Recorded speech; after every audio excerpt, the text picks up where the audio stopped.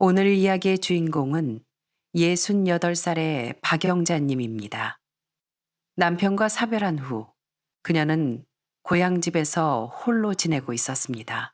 삶은 비록 적막했지만 평온하고 안정적이었습니다. 그녀는 남은 여생이 그렇게 조용히 흘러갈 것이라 믿었습니다. 하지만 그녀는 상상조차 하지 못했습니다. 어느 깊은 밤, 안방 장롱 속에서 기이한 소리가 들려올 줄은 말이죠. 그 소리는 너무나 익숙하면서도 기괴했습니다.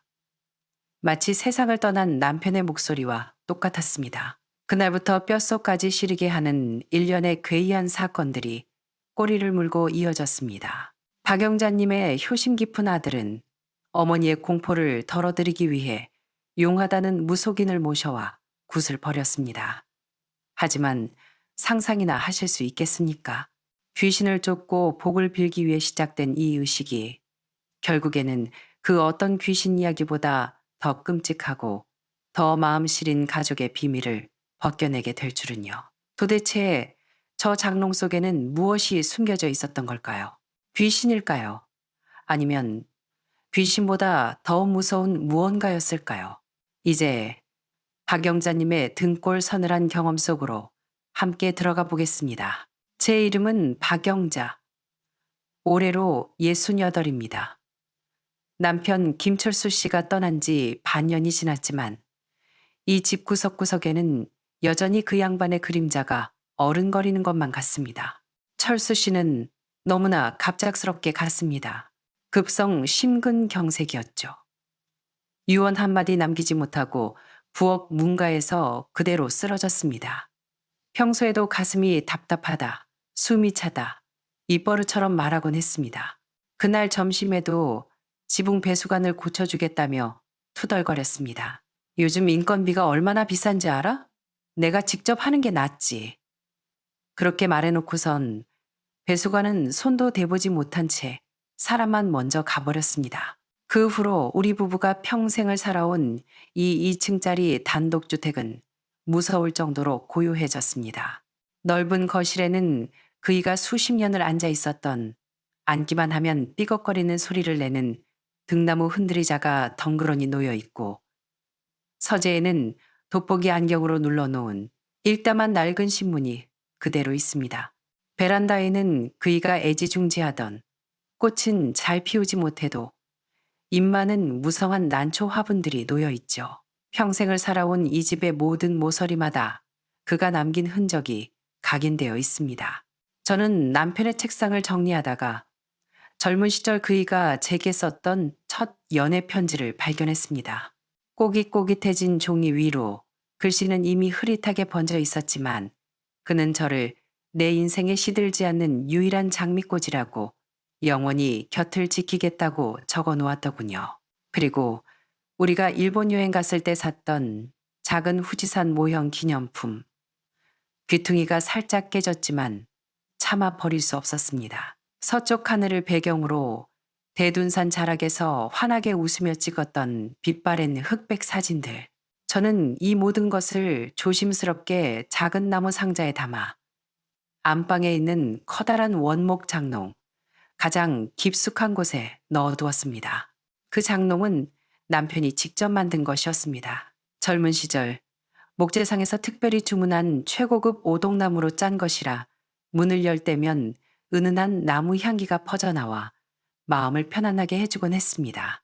그곳은 제게 단순히 옷을 수납하는 가구가 아니었습니다. 그리움을 저장해두는 저만의 비밀 기지였지요.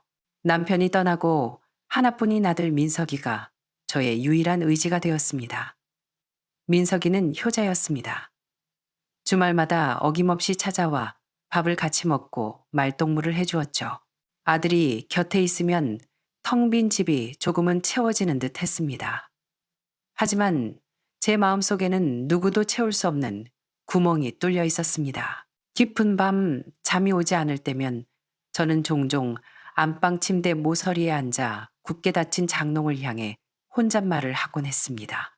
오늘 시장 물가가 얼마나 올랐는지, 옆집 고양이가 또 새끼를 낳았다는 둥 시시콜콜한 이야기를 털어놓았죠. 저는 제가 눈을 감는 그날까지 이렇게 평온하고 쓸쓸한 날들이 이어질 줄 알았습니다. 하지만 비가 추적추적 내리던 어느 밤, 모든 기이한 일들이 시작되었습니다. 그날도 저는 장롱을 향해 이런저런 이야기를 하다가 눈꺼풀이 무거워져 잠이 들었습니다. 침대에 누워 천장의 금간 자국을 멍하니 바라보고 있었죠. 벽에 걸린 시계는 째깍째깍 소리를 내며 제 머릿속을 걸어다니는 것 같았습니다. 그러다 깜빡 잠이 들었는데 새벽녘 화장실이 급해 잠에서 깼습니다. 침대에서 내려와 불을 켜고 화장실로 가려는데 침대 발치즈음에서 등 뒤로 아주 작고 낮은 소리가 들렸습니다. 에휴, 그것은 바람 소리 같기도 했고 누군가가 깊은 한숨을 내쉬는 소리 같기도 했습니다. 낮고 무기력한, 마치 장롱 깊은 곳에서 배어 나오는 듯한 소리였습니다. 저는 순간 멈칫했습니다. 뒤를 돌아 장롱을 보았습니다. 문은 굳게 닫혀 있었고 아무런 인기척도 없었습니다. 창문은 모두 닫혀 있어 바람이 들어올 리 만무했습니다. 한참을 뚫어지라 쳐다보다 고개를 저었습니다. 내가 늙어서 환청을 듣나 보다. 하지만 그 한숨 소리는 너무나 익숙했습니다. 남편이 힘든 일을 마치고 의자에 앉을 때 내던 그 특유의 쇳소리 섞인 한숨, 피로가 잔뜩 묻어나는 그 소리와 똑같았습니다. 그가 세상을 떠날 때 마지막으로 내뱉었던 숨소리와도 닮아 있었습니다. 저는 더 이상 생각할 엄두가 나지 않아 발걸음을 재촉해 화장실로 들어갔습니다. 볼일을 보고 나서도 다시 안방으로 들어갈 용기가 나지 않았습니다. 거실 불을 환하게 켜고 텔레비전 볼륨을 끈 채 소파에 이불을 뒤집어 쓰고 뜬 눈으로 밤을 지새웠습니다. 스스로에게 환청이라고 타일렀지만 그날 밤 이후로 저는 그 장롱 근처에 가는 것이 두려워졌습니다. 대낮에 지나갈 때도 저도 모르게 걸음이 빨라졌죠. 참 우스운 일입니다. 그저 나무 판자들을 이어붙인 가구일 뿐이라는 걸 알면서도 제 마음은 그 문턱을 넘지 못했습니다. 어쩌면 제가 그를 너무 그리워한 탓에 귀신이라도 보려는 것일까요? 아니면 그게 환각이 아니라 정말 그이가 아직 떠나지 못한 것일까요? 그날 밤의 한숨 소리는 시작에 불과했습니다. 처음에는 환청이다, 이명이다, 오래된 목조주택이라 나무가 수축하면서 나는 소리다 스스로를 위로했습니다. 하지만 며칠 밤이 지나도록 그 소리는 점점 더 선명해졌습니다. 다음 날 밤 또다시 비가 내렸습니다. 한국의 장마철 빗줄기는 거세게 쏟아졌다가 금세 잦아들기를 반복했습니다. 기와 지붕을 때리는 빗소리가 마치 아이들이 지붕 위를 뛰어다니는 소리처럼 요란했습니다. 저는 식탁에 앉아 차를 우리며 맞은편의 빈 의자를 멍하니 바라보고 있었습니다. 찻잔 속의 물이 미세하게 떨리는 것을 보며 왠지 모를 한기를 느꼈습니다. 그때 그 소리가 다시 들렸습니다. 제가 막 찻잔을 들어 올리려는 순간이었습니다. 에휴, 똑같은 목소리, 똑같은 긴 한숨. 이번에는 전보다 훨씬 더 가까웠습니다. 마치 제 귓가에 대고 속삭이는 것처럼 말입니다. 저는 소스라치게 놀라 고개를 돌렸습니다. 낡은 장롱은 여전히 방구석에 고요히 서 있었습니다. 문은 닫혀 있었고 미동조차 없었지만 제 직감은 분명히 말하고 있었습니다. 그 소리는 장롱 안에서 났다고요. 가까이 다가갈 용기가 나지 않았습니다. 쳐다보는 것만으로도 오한이 들었습니다. 저는 그 자리에 얼어붙은 채 찻잔 손잡이를 꽉 쥐고만 있었습니다. 찬물이 다 식어버릴 때까지요. 그 후 며칠 동안 한숨 소리는 규칙적으로 들려왔습니다. 거의 매일 새벽 2시만 되면 어김없이 소리가 났습니다. 때로는 작게, 때로는 크게. 하지만 언제나 장롱 근처였습니다. 가끔은 이상한 소리도 섞여 들렸습니다. 톡, 톡. 마치 손가락 마디로 나무 판자를 가볍게 두드리는 듯한 소리. 서두르지 않고 천천히. 마치 나 아직 여기 있어 라고 알려주는 듯한 소리였습니다. 저는 겁에 질려 밤새 눈 한 번 붙이지 못했습니다. 집안의 모든 불을 켜놓고 소파 위에서 이불을 칭칭 감고 웅크리고만 있었습니다. 본래 귀신 같은 건 믿지 않았습니다. 사람이 죽으면 촛불 꺼지듯 끝이라고 생각했으니까요. 하지만 며칠을 시달리다 보니 의심이 들기 시작했습니다. 정말 남편이 하고 싶은 말이 있는 게 아닐까? 점집에 전화해서 무당이라도 불러볼까 생각했지만 남들이 노망 났다고 손가락질할까봐 두려워 아무에게도 말하지 못했습니다. 그렇게 닷새째 되는 날 밤이었습니다. 그날 밤은 천둥번개가 요란했습니다. 소파에 앉아 깜빡 졸고 있는데 갑자기 쿵, 쿵, 쿵 하고 급박하게 나무를 두드리는 소리가 들렸습니다. 누군가 손톱으로 문짝을 긁어대는 것 같기도 했습니다. 저는 비명을 지르며 일어났습니다. 심장이 터져 나올 것만 같았습니다. 이번에는 도저히 참을 수가 없었습니다. 날이 밝자마자 저는 아들 민석에게 전화를 걸었습니다. 수화기 너머로 아들의 목소리가 들리자마자 저는 저도 모르게 울먹였습니다. 꾹 참아왔던 두려움이 터져 나온 것이죠. 민석아, 최대한 목소리를 가다듬으려 애썼습니다. 엄마가 며칠 동안 잠을 한숨도 못 잤어. 아들은 제 울먹임에 대번에 긴장한 듯 물었습니다. 엄마, 또 아버지 꿈꾸셨어요? 아니면 어디 아프세요? 저는 잠시 침묵하다가 겨우 입을 뗐습니다. 그 장롱에서 소리가 나 전화기 넘어가 잠시 조용해졌습니다. 이내 아들이 차분한 목소리로 말했습니다. 엄마, 오래된 집이라 바람 불면 삐걱거리는 소리가 날 수 있어요. 우리가 모르는 틈새가 있을 수도 있고요. 그래도 엄마가 그렇게 불안해하시니 그냥 넘길 순 없겠네요. 제가 용하다는 분을 좀 알아볼게요. 집에 모셔와서 굿이라도 한번 하면 마음이 좀 놓이시겠죠. 아들의 그 말이 며칠 동안 공중에 붕 떠 있던 제 마음을 간신히 붙잡아 주었습니다. 누군가 나를 믿어준다는 것, 해결해 주겠다고 나선다는 것. 당시 저에게는 그것만으로도 천군만마를 얻은 듯한 위로였습니다. 저는 고개를 끄덕이며 모든 것을 아들에게 맡겼습니다. 다음 날 아침 일찍 민석이가 찾아왔습니다. 차를 막 우려내고 있는데 아들이 황급히 문을 열고 들어왔습니다. 신발도 제대로 벗지 않고 거실로 들어오는 표정이 심상치 않았습니다. 엄마, 도대체 무슨 일이에요?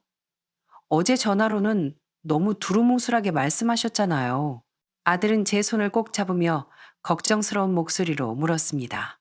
장롱에서 소리가 난다니 그게 무슨 뜻이에요? 저는 고개를 숙인 채 뜨거운 찻잔만 만지작거렸습니다. 며칠간 잠을 못 자 몰골이 말이 아니었을 겁니다. 아들은 저를 가만히 바라보더니 눈빛에 복잡한 감정이 스치는가 싶더니 이내 연민 어린 표정으로 바뀌었습니다. 아버지가 너무 보고 싶으셔서 그런 거 아니에요? 아들이 조심스럽게 물었습니다. 저는 고개를 끄덕이다가 다시 세차게 저었습니다. 아니야. 그 소리는 정말 분명했어. 꿈도 아니고 헛것도 아니야. 네가 이런 거 안 믿는 거 알지만 엄마는 정말로 들었어. 아들은 잠시 말을 고르는 듯 하더니 부드럽게 말했습니다. 믿어요. 엄마 말이면 뭐든 믿죠. 저는 아들을 바라보며 가슴속에서 따뜻한 무언가가 차오르는 것을 느꼈습니다. 남편이 떠난 후 이 아이는 더욱 의젓해졌습니다. 자주 찾아오고 틈날 때마다 제가 좋아하는 단팥죽을 사오곤 했죠. 어느 부모가 이런 자식에게 마음이 녹지 않겠습니까? 제 친구 외삼촌이 풍수지리를 보시는데 집터도 봐주시고 굿도 하시는 아주 유명한 분이래요. 제가 여쭤봤더니 오늘 점심때 바로 와주실 수 있대요. 한번 모시고 올까요? 저는 고개를 끄덕였습니다. 점심이 지나고 흰색 승용차 한 대가 집 앞에 멈춰 섰습니다. 민석이가 내리고 뒷좌석에서 한 남자가 내렸습니다. 짙은 남색 개량 한복을 입고 헝겊신을 신은 그는 염소 수염을 기르고 있었습니다. 가늘게 찢어진 눈매는 웃을 때면 실처럼 가늘어졌습니다. 차에서 내려 집으로 걸어오는 동안 그는 연신 집 주변을 두리번거리고 품에서 작은 나침반 같은 것을 꺼내 돌려보기도 했습니다. 이분이 최도령님이세요. 민석이가 공손하게 소개했습니다. 음택, 양택 가리지 않고 조상의 한을 풀어주시는 전문가십니다. 보살님, 안녕하세요. 그는 누렇게 변색된 치아를 드러내며 미소 지었습니다. 저는 억지 미소를 지으며 그들을 집 안으로 안내했습니다. 현관에 들어서자마자 그는 거실 한복판에 멈춰 섰습니다. 눈을 감고 깊게 숨을 들이마셨습니다. 마치 이 공간의 모든 공기를 폐 속으로 빨아들이려는 듯 했습니다. 집안 공기가 탁하구먼. 못다 한 말이 있어. 그는 미간을 찌푸리며 심각한 표정을 지었습니다. 연기가 흩어지지 않았어. 미련이 남은 망자가 너무 급하게 떠났군. 집착이 아주 강해. 그 말을 듣자 온몸에 소름이 돋았습니다. 바깥 어른이 직접 지으신 집입니까? 그가 대뜸 물었습니다. 저는 깜짝 놀라 고개를 들었습니다. 어떻게 하셨어요? 그는 고개를 저으며 긴 한숨을 내쉬었습니다. 집주인의 기운이 너무 강해. 죽어서도 미련이 남으면 소령이 되기 쉽지. 떠나지도 흩어지지도 못하고 집을 지키는 거야. 그는 집안을 한 바퀴 둘러보더니 안방 문 앞에서 뚝 멈춰 섰습니다. 그의 시선은 그 커다란 장롱에 오랫동안 머물렀습니다. 입술이 달싹거렸습니다. 이 장롱이 원흉이구먼. 그는 중얼거리며 가방에서 노란 부적 3장과 붉은 실을 꺼냈습니다. 부적을 장롱문에 붙이고 붉은 실로 3번 감은 뒤 향을 피웠습니다. 향에 불을 붙이자 연기가 흔들림 없이 수직으로 피어올랐습니다. 그는 즉시 고개를 저었습니다. 역시 골령콜리야. 골령이라뇨? 그게 무슨 뜻입니까? 제가 참지 못하고 묻자 그의 표정이 더욱 엄숙해졌습니다. 바깥 어른이 아직 안 가셨다는 뜻입니다. 혼백이 이 장롱에 갇혀서 저승으로도 못 가고 이승으로도 못 나오고 있어요. 하고 싶은 말이 있는데 마음에 걸리는 게 있어서 못 떠나는 겁니다. 심장이 쿵 내려앉았습니다. 남편이 쓰러지던 날의 모습이 떠올랐습니다. 유언 한마디 남기지 못한 그 불안한 눈빛. 정말로 그이가 아직 여기 있는 걸까요? 그럼 어떻게 해야 하나요? 목소리가 떨렸습니다. 의자 등받이를 잡은 손에 힘이 들어갔습니다. 접신제심을 해야 합니다. 최도령의 목소리가 낮게 깔렸습니다. 제가 연결해서 망자의 유언을 듣게 해드리겠습니다. 원만 풀리면 자연스럽게 떠나실 겁니다. 저는 두려움인지 격동인지 모를 감정에 휩싸여 전신이 떨려왔습니다. 하지만 머릿속에는 단 하나의 생각뿐이었습니다. 정말 그이가 여기 있다면 그가 무슨 말을 하려는지 들어야 한다. 단 한 번이라도. 다음 날 아침 민석이는 최도령과 함께 다시 찾아왔습니다. 이번에는 양초와 향, 지전종이 돈 붉은 보따리를 한가득 들고 왔습니다. 접신에 필요한 도구라고 했습니다. 제가 무엇을 준비해야 하냐고 묻자 아들은 그저 엄마는 진심만 있으면 돼요. 나머지는 도령님이 알아서 하실 거예요. 라고만 했습니다. 우리 셋은 안방으로 들어갔습니다. 낡은 블라인드 사이로 햇살이 스며들어 장롱 위를 비추었습니다. 오동나무 향기는 여전했지만 공기는 숨이 막힐 듯 무거웠습니다. 보살님, 이제 제가 시키는 대로 하세요. 최도령은 가방에서 향 3자루, 부적 1뭉치, 엽전, 그리고 누렇게 바랜 붉은 종이를 꺼냈습니다. 그는 향과 초에 불을 붙이고 소금 1종지와 정화수 1그릇을 놓았습니다. 동작이 물 흐르듯 능숙했습니다. 향을 다 피우면 무릎 꿇고 장롱을 향해 3번 절을 올리세요. 저는 망설임 없이 시키는 대로 했습니다. 3번 절을 올린 후 도령은 바닥 한가운데 앉아 향을 사발에 꽂고 2 손을 무릎에 얹은 채 눈을 감고 주문을 외기 시작했습니다. 옴, 천지신명시여, 혼은 본택으로 돌아오라. 미련이 남은 자여, 김철수 씨, 아직 여기 계시다면 제 몸을 빌려 말씀하소서. 그의 몸이 미세하게 떨리기 시작하더니 고개가 천천히 떨구어졌습니다. 입에서는 웅얼거리는 소리가 새어나왔습니다. 잠꼬대 같기도 하고 알 수 없는 언어의 파편 같기도 했습니다. 그의 미간이 잔뜩 찌푸려졌고 얼굴색이 불그락푸르락 변했습니다. 갑자기 그가 고개를 번쩍 들더니 멍한 눈으로 저를 응시했습니다. 영자야. 저는 그 자리에서 굳어버렸습니다.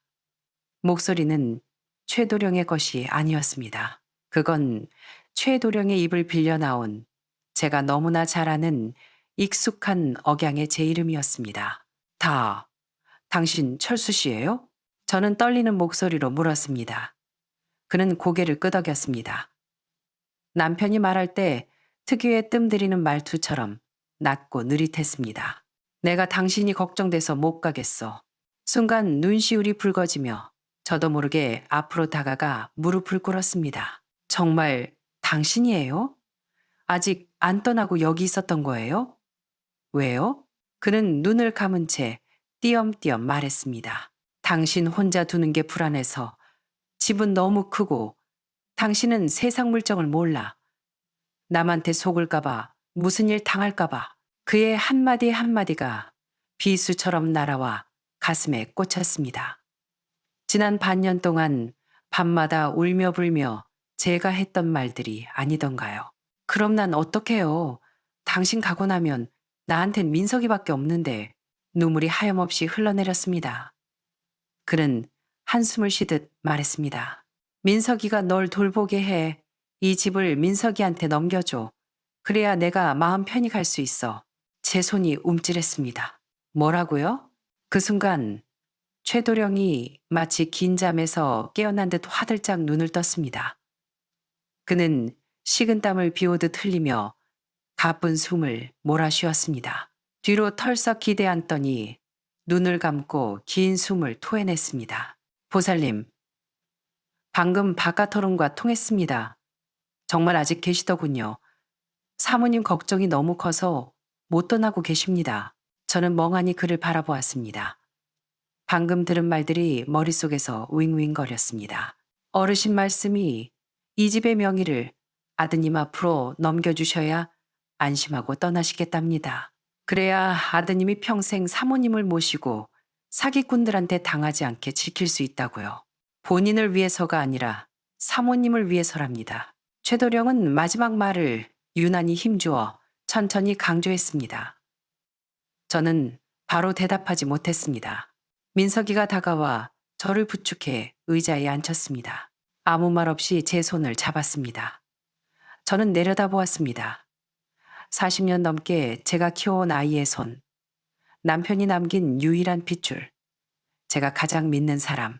하지만 이 집은 남편이 손수 지은 집입니다. 우리가 벽돌 한 장 한 장 쌓아 올려 마련한 제 노년의 유일한 안식처입니다. 이걸 정말 이렇게 넘겨줘야 하는 걸까요? 엄마, 급하게 결정 안 하셔도 돼요. 민석이가 나직하게 말했습니다. 힘드신 거 알아요. 하지만 아버지가 엄마를 위해 하신 말씀이잖아요. 저도 그냥 평생 엄마 곁에서 떳떳하게 모시고 살 명분이 필요한 것뿐이에요. 아들의 말은 부드럽고 상냥했습니다. 효자다운 말이었습니다. 하지만 왠지 모르게 마음 한구석에서 불안감이 피어올랐습니다. 오래된 집 어딘가에서 들리는 불협화음처럼 크지는 않지만 거슬리는 느낌. 저는 거절도 승낙도 하지 않은 채 가만히 앉아 남편의 목소리를 되새겨 보았습니다. 기억 속의 남편은 과묵했습니다. 큰 소리 치는 법은 없었지만 절대로 집을 남에게 넘기라는 식의 말은 하지 않을 사람이었습니다. 며칠 뒤 민석이가 다시 집에 왔습니다. 한 손에는 서류 뭉치를 들고 얼굴에는 미소가 가득했습니다. 엄마, 제가 다 준비해 왔어요. 엄마 힘들게 동사무소 왔다 갔다 하실 필요 없게. 그는 식탁 위에 서류들을 조심스럽게 펼쳐 놓았습니다. 이건 증여 계약서고 이건 위임장이에요. 엄마는 여기 서명하고 도장만 찍으시면 돼요. 등기 이전은 제가 알아서 할게요. 그의 말투는 마치 귀찮은 집안일을 대신 처리해 주는 것처럼 가볍고 당연했습니다.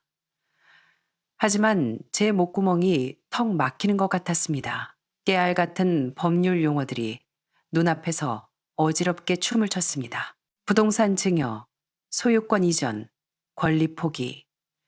저는 글을 읽을 줄은 알지만 이런 서류와는 평생 담을 쌓고 살았습니다. 모든 건 남편이 처리했으니까요. 민석이는 제 손에 인주를 묻히고 펜을 쥐어주었습니다. 엄마, 그냥 찍으세요. 그래야 아버지도 편히 눈 감으시죠. 저도 이제 가장으로서 엄마 지켜드릴 수 있고요. 어차피 이 집 나중에 다 제가 물려받을 거잖아요. 그렇죠? 그는 웃으면서 의자를 식탁 쪽으로 바짝 당겨주었습니다. 겉보기엔 친절했지만 그 힘이 꽤 강압적으로 느껴졌습니다. 저는 대꾸 없이 펜을 쥔 손을 내려다 보았습니다. 평범한 볼펜이 불에 달군 쇠처럼 뜨겁게 느껴졌습니다. 손끝이 파르르 떨렸습니다. 저는 아들을 사랑합니다. 뱃속에서 발길질하던 때부터 제 모든 세상은 이 아이를 중심으로 돌았습니다. 자식에게 가장 좋은 것을 주고 싶지 않은 부모가 어디 있겠습니까? 이 집도 언젠가는 이 아이의 것이 될 겁니다. 하지만 저는 저 자신도 사랑해야 했습니다. 아니, 이제는 저를 지켜야 했습니다. 남편이 없는 지금 저에게 남은 건 이 집 한 채뿐입니다. 이것은 단순한 건물이 아니라 제 노년의 성벽이고 퇴로이며 뿌리입니다. 여기에 도장을 찍는다는 건 제 미래의 운명을 온전히 한 사람에게 맡긴다는 뜻입니다. 비록 그게 내 배 아파 낳은 자식이라 할지라도 사람은 언제든 변할 수 있다는 것을 저는 알고 있었습니다. 제가 병들고 늙어서 거동이 불편해졌을 때 이미 집이 자기 것이 된 후에도 민석이가 지금처럼 살갑게 굴까요? 매일 밥을 챙기고 등을 닦아주며 말동무가 되어줄까요? 아니면 지금의 이 모든 것이 단지 제 이름을 저 종이에 적게 하기 위한 연극일까요? 엄마, 무슨 생각하세요? 아들이 여전히 부드러운 목소리로 물었습니다. 걱정 마세요. 법적인 절차일 뿐이에요. 제가 다 알아서 한다니까요. 저는 아무 말 없이 계약서만 바라보았습니다. 펜끝은 종이 위를 맴돌 뿐 내려앉지 못했습니다. 엄마, 그 도령님 말 믿으시잖아요. 아들이 한마디 덧붙였습니다. 아버지가 하신 말씀 들으셨잖아요. 다 엄마를 위해서라니까요. 저는 고개를 들어 아들의 눈을 빤히 쳐다보았습니다. 그래, 날 위해서라고 했지. 저는 나직이 읊조리며 시선을 돌렸습니다. 벽시계 초침 소리가 제 마지막 망설임의 시간을 카운트다운하고 있는 것 같았습니다. 저는 펜을 쥔 채 굳어 있었습니다. 딱 한 번의 손놀림이면 끝날 일인데 도저히 손이 움직이지 않았습니다.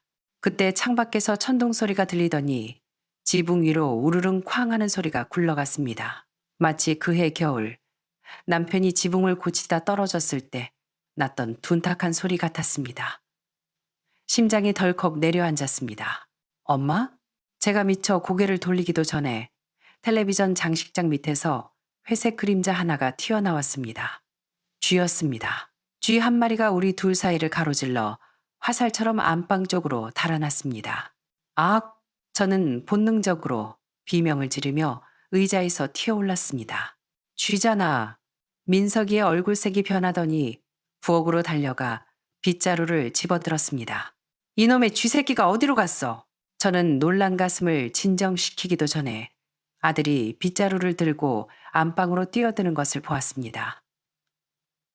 그는 빗자루 자루로 장롱 밑바닥을 쿵쿵 쑤셔대기 시작했습니다. 저는 홀린 듯 안방 문가로 다가갔습니다. 민석이가 장롱 밑을 거칠게 쑤시던 그때 무언가가 톡 하고 장롱 밑에서 튀어나와 방구석으로 굴러갔습니다. 먼지를 뒤집어 쓴 검은색 물체였습니다. USB 같기도 하고 녹음기 같기도 했습니다. 이게 뭐지? 저는 인상을 찌푸리며 허리를 굽혀 그것을 주워들었습니다. 먼지가 두껍게 앉아 형체를 알아보기 힘들었습니다. 손가락으로 문지르자 버튼들이 드러났습니다. 가운데에는 재생이라고 적힌 버튼이 보였습니다. 이게 뭐야? 저는 녹음기에 붙어 있는 낡은 스티커를 보았습니다. 삐뚤빼뚤한 글씨로 테스트라고 적혀 있었습니다. 엄마, 그거 만지지 마세요. 민석이의 목소리가 갑자기 찢어질 듯 높아졌습니다. 그는 마치 불에 댄 사람처럼 달려들어 제 손에서 그것을 뺏으려 했습니다. 저는 반사적으로 몸을 뒤로 빼며 녹음기를 등 뒤로 숨겼습니다. 왜 그렇게 놀라니? 저는 아들을 쏘아보았습니다. 그거 더럽잖아요. 쥐가 물어온 걸 수도 있고 세균 묻었을지도 모르는데. 아들은 말을 더듬으며 안색이 하얗게 질려갔습니다. 바지춤을 잡은 손이 불안하게 떨리고 있었습니다. 저는 아무 말 없이 손바닥 위의 물건을 내려다보았습니다. 플라스틱 케이스는 더러웠지만 버튼 부분은 깨끗했습니다. 누군가 자주 만진 흔적이었습니다. 저는 직감했습니다. 이건 쥐가 물어온 쓰레기가 아니었습니다. 장롱 깊숙한 곳, 쥐가 아니었다면 평생 발견하지 못했을 그곳에 누군가 숨겨둔 물건이었습니다. 엄마, 빨리 버려요. 그런 거. 민석이가 다시 손을 뻗었지만 저는 온 힘을 다해 그의 손을 뿌리쳤습니다. 아들의 눈빛이 변했습니다. 당황과 경계, 그리고 일순간 스쳐 지나가는 짜증. 그 순간 제 심장이 차갑게 식어내렸습니다. 민석아, 내가 뭘 들을까봐 겁나니. 제 목소리는 높지 않았지만 한 글자 한 글자가 또렷했습니다. 아들은 입을 벌린 채 아무 말도 하지 못하고 한 걸음 다가왔습니다. 저는 벽 쪽으로 물러서며 녹음기의 재생 버튼을 더듬어 눌렀습니다. 치직거리는 잡음이 잠시 흐르더니 이내 익숙한 소리가 흘러나왔습니다. 에휴. 저는 온몸을 떨었습니다. 지난 며칠 밤 장롱 앞에서 들었던 그 한숨 소리였습니다. 저는 민석이를 보았습니다. 그의 입술은 굳게 다물려 있었고 눈동자는 갈 곳을 잃고 흔들렸습니다. 이마에서 굵은 땀방울이 흘러내렸습니다. 그리고 다음 목소리가 나왔습니다. 최도령님, 이 정도면 될까요? 우리 아버지 목소리랑 비슷해요? 저는 벽에 박제된 듯 움직일 수 없었습니다. 그것은 제 아들의 목소리였습니다. 토시 하나 틀리지 않은 분명한 제 아들의 목소리. 이어서 기름기 흐르는 경박한 목소리가 대답했습니다. 됐어, 민석 씨. 걱정 마. 어머니 연세면 이런 거에 껌뻑 죽지. 나중에 내가 구판 벌이면서 바람 좀 잡으면 집문서 바로 내놓으실 거야. 일 끝나면 내 성공 보수 잊지 말고. 저는 멍하니 서서 듣고만 있었습니다. 손끝이 저려오고 손에 쥔 녹음기가 불덩이처럼 느껴졌습니다. 뒤이어 낄낄거리는 웃음소리, 의자 끄는 소리, 라이터 켜는 소리, 그리고 향은 세 개를 피워야 진짜 같아 보인다는 둥작당 모이하는 소리가 이어졌습니다. 저는 더 이상 듣지 않고 버튼을 껐습니다. 그 몇 마디로 충분했습니다. 저는 천천히 고개를 들어 민석이를 보았습니다. 그는 제 앞에서 뻣뻣하게 굳어 사색이 되어 있었습니다. 잘못을 들킨 어린아이 같았지만 제 눈에는 똑똑히 보였습니다. 그는 아이가 아니었습니다. 40이 넘은 성인, 치밀하게 계획을 세우고 어머니를 속일 각본을 짠 사기꾼이었습니다. 제 아들, 내 인생에서 가장 믿고 의지했던 그 아이가 얼마나 서 있었는지 모르겠습니다. 공기가 얼마나 차가운지도 느껴지지 않았습니다. 머릿속에서 팽팽했던 끈 하나가 툭 끊어지는 것 같았습니다. 과거의 모든 사랑과 신뢰가 조각조각 부서져 내렸습니다. 저는 아들에게 다가가 녹음기를 그의 손에 쥐어주었습니다. 아주 가볍게 놓았지만 그에게는 천근만근의 무게였을 겁니다. 이건 네가 가져라. 제 목소리는 감정이 느껴지지 않을 만큼 평온했습니다. 언젠가 너도 늙어서 휠체어에 앉아 네 자식을 바라보게 될 때 그때 다시 꺼내서 들어보렴. 그 말에 아들의 얼굴이 무너져 내렸습니다. 엄마, 그게 아니에요. 저는 그냥 엄마가 나중에 늙어서 고집 피우실까 봐 집 문제 늦어지면 제가 모시기 힘들까봐. 그래서 내가 너무 오래 살아서 네가 귀찮아질까봐 그랬니? 저는 목소리를 높이지 않았지만 말 한마디 한마디가 모처럼 박혔습니다. 아들은 시선을 피하며 입술을 깨물었습니다. 제가 입혀준 셔츠를 입고 제가 해준 밥을 먹고 자란 이 아이가 저를 엄마라고 부르는 이 순간에도 속으로는 딴 생각을 하고 있었다는 사실. 저를 바보 취급하고 죽은 아버지를 소품으로 이용하고 우리 가족의 추억을 한편의 막장 드라마로 만들었다는 사실. 엄마, 전 그냥 엄마 혼자 늙어가는 게 걱정돼서. 그는 횡설수설하며 변명했습니다. 저는 그를 싸늘하게 내려다보았습니다. 민서가, 너 알지?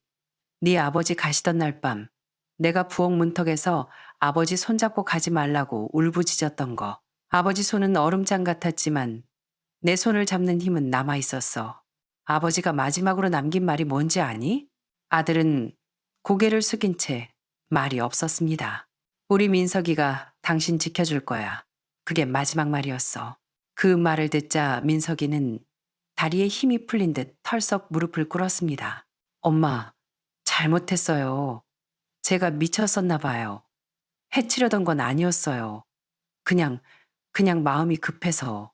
그는 닭똥 같은 눈물을 뚝뚝 흘리며 빌었습니다. 하지만 저는 눈물이 나오지 않았습니다. 너무 큰 고통은 사람을 울게 만드는 게 아니라 차갑게 얼어붙게 만든다는 걸 그때 알았습니다. 이민서, 네 아버지 하늘에서 보고 계신다. 정말 귀신이 있다면 지금 너한테 무슨 말을 하겠니? 그는 고개를 들지 못하고 계속해서 잘못했다는 말만 되뇌었습니다. 저는 그를 밀치고 돌아섰습니다. 장롱 앞을 지나면서 매끄러운 나무 표면을 쓸어보았습니다. 남편이 곰팡이 필까 갈라질까 매일같이 닦고 관리하던 가구였습니다. 장롱은 재산을 얻는 게 아니라 추억을 담는 거야. 남편이 했던 말이 떠올랐습니다. 그런데 아들 녀석은 이곳에 귀신을 집어넣었습니다. 저는 마지막으로 아들을 뒤돌아보았습니다. 다 큰아들이 바닥에 엎드려 콧물, 눈물 범벅이 되어 비는 꼴이라니. 엄마, 제발 한 번만 용서해 주세요. 다시는 안 그럴게요. 그가 매달렸지만 저는 부엌으로 가서 어제 마시다만 쓴 차를 한 모금 들이켰습니다. 식어버린 차는 더 떫었습니다. 목구멍에 걸린 쓴맛처럼 할 말이 더 이상 떠오르지 않았습니다. 그날 밤 아들은 죄를 씻고 싶다며 자고 가겠다고 했습니다. 저는 허락도 거절도 하지 않고 안방으로 들어가 문을 잠갔습니다. 침대 모서리에 앉아 장롱을 한참 동안 바라보았습니다.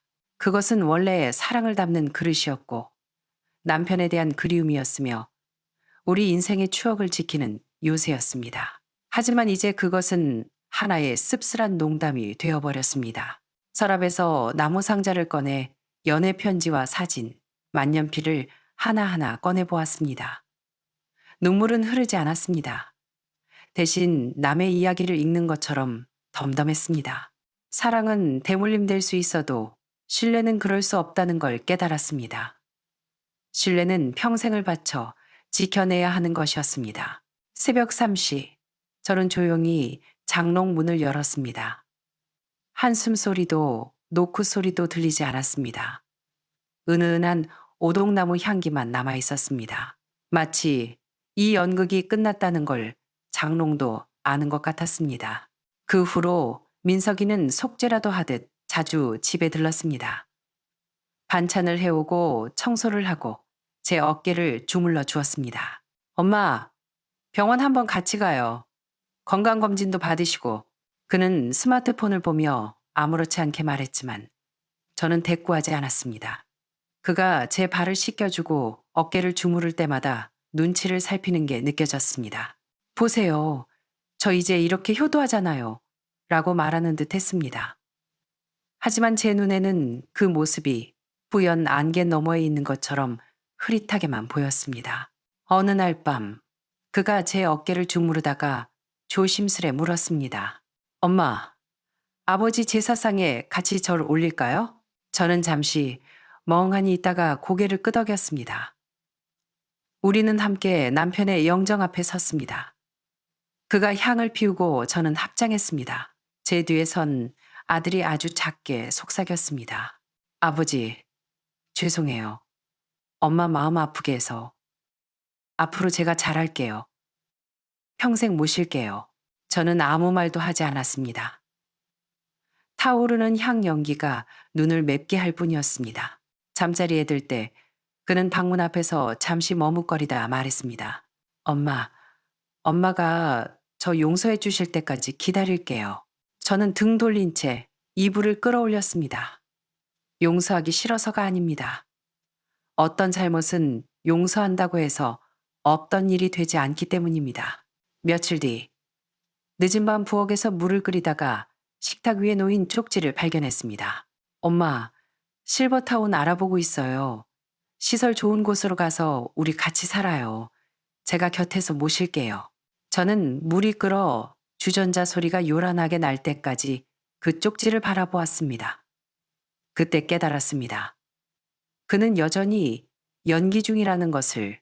진심으로 나의 노년을 걱정해서가 아니라 다시 한번 내 신뢰를 얻기 위해 이번에는 쥐에게 들키지 않을 더 튼튼한 무대를 짓고 있는 것뿐이었습니다. 그날 밤 저는 결심했습니다. 이 집을 떠나기로. 사랑으로 가득했지만 이제는 거짓으로 얼룩진 이 낡은 집에서 나가기로 했습니다. 겉으로는 화목해 보이지만 속은 썩어버린 자식에게 발목 잡힌 삶을 더 이상 살고 싶지 않았습니다. 아들이 무당을 데려온 그날부터 이 집은 이미 무너진 것이나 다름없었습니다. 저는 남편의 만년필을 다시 나무 상자에 넣고 장롱 깊숙한 곳에 밀어 넣었습니다. 그곳은 한때 사랑을 숨겨두던 곳이었지만 이제는 닫아두어야 할 곳이었습니다. 책상 앞에 앉아 돋보기를 쓰고 컴퓨터를 켰습니다. 며칠 밤을 세워가며 집 매매 절차를 알아보고 믿을 만한 부동산 중개인을 찾았습니다. 평생 남편이 하던 일을 난생 처음 혼자 해낸 것입니다. 부동산 중개인이 집을 보러 온 날, 민석이는 그제야 알게 되었습니다. 그는 거실 문 앞에서 벼락 맞은 사람처럼 서 있었습니다. 엄마, 집을 파신다고요? 저는 앞치마를 벗어 걸어두며 덤덤하게 말했습니다. 계약했어. 다음 달에 집 비워주기로 했다. 그는 발을 동동 구르며 소리쳤습니다. 엄마, 미치셨어요? 이건 아버지가 지은 집이잖아요. 우리 가족의 뿌리인데 어떻게 상의도 없이. 저는 그를 올려다 보았습니다. 분노도 슬픔도 없는 건조한 눈빛으로. 뿌리? 네가 아버지 목소리 흉내내서 집 내놓으라고 했을 때 그 뿌리는 네가 먼저 파내지 않았니? 아들은 꿀먹은 벙어리가 되었습니다. 저는 식탁 위에 서류 봉투 하나를 올려놓았습니다. 신탁 계약서야. 집 한 돈 일부로 작은 아파트 하나 샀다. 엘리베이터 있고 병원 가깝고 시장 가까운 곳으로. 나머지 돈은 신탁에 넣어서 연금처럼 받을 거야. 병원비랑 생활비는 거기서 다 해결해. 그가 무슨 말을 하려 했지만 제가 손을 들어 막았습니다. 이제 와서 감동받은 척, 걱정하는 척 하지 마라. 내가 외로웠던 건 너한테 기대가 남아 있었기 때문이야. 이젠 안 외롭다. 나 자신을 믿기로 했으니까. 그의 얼굴이 붉어졌다가 하얗게 질렸습니다. 소리라도 지르고 싶은데 목소리가 나오지 않는 듯 했습니다. 저는 서랍을 정리하며 말을 이었습니다. 이사 가기 전에 새집 열쇠 하나는 줄게. 혹시라도 나보러 오고 싶으면 오렴. 단, 오기 전에 반드시 전화하고 허락받고 와야 한다. 그럼 정말 가도 돼요? 그가 기어 들어가는 목소리로 물었습니다. 저는 피식 웃었습니다. 올 수는 있지. 하지만 잊지 마라. 문 두드리기 전에 전화부터 하라는 거. 그의 눈에 눈물이 고였습니다. 후회인지 억울함인지 아니면 아쉬움인지 모르겠지만 저는 상관없었습니다. 평생 이 가족에게 저당 잡혔던 제 마음을 이제는 저를 위해 쓰고 싶었습니다. 다음 날 아침 저는 중고 가구점에 전화를 걸어 남편이 만든 그 장롱을 팔겠다고 했습니다. 사장은 이렇게 좋은 자개장을 진짜 파시게요? 라고 물었지만 저는 고개를 끄덕였습니다. 말도 안 하고 한숨도 안 쉬는 조용한 장롱으로 바꾸고 싶어서요. 이사하는 날은 유난히 맑았습니다. 햇살이 텅 빈 집안을 비추어 벽에 금간 자국들이 세월의 주름처럼 보였습니다. 저는 낡은 셔츠를 입고 집 안 구석구석을 닦았습니다. 누군가를 위해서가 아니라 평생 나를 품어준 이 집에 대한 마지막 예우였습니다. 민석이가 왔습니다. 셔츠 차림에 커피를 들고 집 나르는 것을 거들러 왔습니다. 그는 말없이 박스를 날랐습니다. 마지막 박스는 제가 직접 싼 것이었습니다. 그 안에는 나무 상자와 사진, 낡은 책 몇 권, 그리고 남편의 만년필이 들어 있었습니다. 이건 네가 들어라. 떨어뜨리지 말고. 그는 박스를 받아들고 소중하게 안았습니다. 마치 부서지기 쉬운 비밀을 아는 것처럼 모든 짐이 빠져나가고 집은 텅 비었습니다. 장롱이 있던 자리에는 벽지 색이 바래지 않은 네모난 자국만이 남아 있었습니다. 그것이 남편이 제게 남긴 마지막 편지 같았습니다. 현관 앞에 선 민석이의 손에는 새 아파트의 예비 열쇠가 들려 있었습니다. 그 열쇠는 가지고 있어라. 하지만 명심해. 내 허락 없이는 오지 마. 그는 열쇠를 꽉 쥐었습니다. 무언가 잡고 싶지만 잡히지 않는 허공을 쥐듯 엄마, 저 영영 용서 안 하실 거예요? 그의 목소리가 잠겨 있었습니다. 저는 잠시 침묵하다가 천천히 입을 열었습니다. 용서하고 안 하고는 중요하지 않아. 그가 멍한 표정을 지었습니다. 중요한 건 네가 이걸 기억하는 거야. 마지막 햇살이 그의 얼굴을 비추었습니다. 지난 몇 달간의 가식적인 효도가 적나라하게 드러나는 듯 했습니다. 세상에서 제일 무서운 건 장롱 속 귀신이 아니란다. 저는 담담하게 말을 맺었습니다. 욕심 때문에 스스로 귀신탈을 쓴 사람이 제일 무서운 법이야. 귀신은 가면을 안 쓰지만 사람은 쓰거든. 아들은 더 이상 아무 말도 하지 못하고 고개를 떨구었습니다. 어깨가 딱딱하게 굳어 있었습니다. 저는 뒤도 돌아보지 않고 대문을 나섰습니다. 저 집은 이제 제 안식처가 아닙니다. 제가 기꺼이 모든 것을 불태워 헌신했던 과거의 무덤일 뿐입니다. 오늘부터 저는 누구를 위해서도 살지 않을 것입니다. 제 남은 생을 누군가의 양심에 맡기지도 않을 것입니다. 장롱 속의 그 한숨 소리, 그것은 남편의 혼이 아니라 제 자신의 목소리였는지도 모릅니다. 사람 마음을 너무 몰랐던, 신뢰를 거두는 법을 너무 늦게 배운 저 자신의 한숨말입니다. 이제 저는 배웠습니다. 비장한 각오도 거창한 깨달음도 아닙니다. 그저 더 이상 순진하게 살지 않겠다는 다짐뿐입니다. 오늘의 이야기는 여기까지입니다. 그리움과 온기로 가득해야 할 고향집이 결국에는 등골 서늘한 인간 본성의 시험장이 되어버린 이야기였습니다. 이 사건에는 귀신도 영혼도 없었지만 그 어떤 공포 영화보다 더 소름 끼치고 마음 시린 진실이 담겨 있었습니다. 박영자님의 이 사연을 들으며 여러분의 마음속에도 복잡한 감정이 일렁이셨을 겁니다. 유산을 차지하기 위해 돌아가신 아버지의 영혼까지 팔아 어머니를 속이려 했던 아들의 모습을 보며 어떤 생각이 드셨나요? 치밀어 오르는 분노였나요?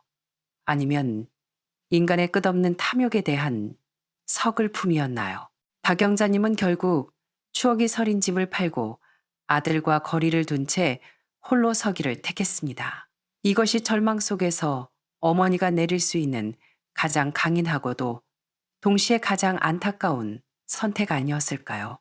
만약 여러분이 박영자님이었다면 가장 믿었던 가족에게 이런 기막힌 사기극을 당했을 때 어떻게 하셨을까요? 과감하게 연을 끊으셨을까요?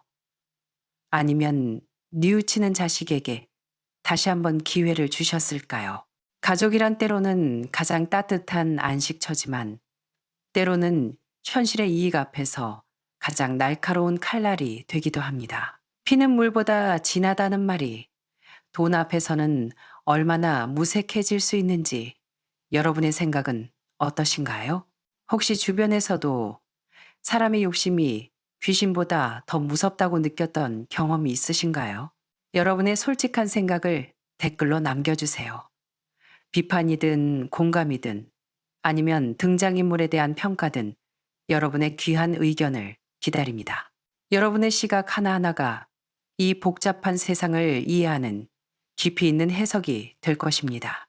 오늘 이야기가 마음에 와닿으셨거나 삶의 작은 경종을 울렸다면 구독과 좋아요, 그리고 알림 설정을 부탁드립니다. 앞으로도 전해드릴 삶의 진실된 이야기들을 놓치지 않으실 수 있습니다. 그리고 이 이야기를 주변 분들과 공유해 주세요. 인간 본성의 가장 깊고도 현실적인 면에 대해 함께 이야기 나누는 시간이 되었으면 합니다. 댓글창에서 여러분을 기다리겠습니다. 감사합니다.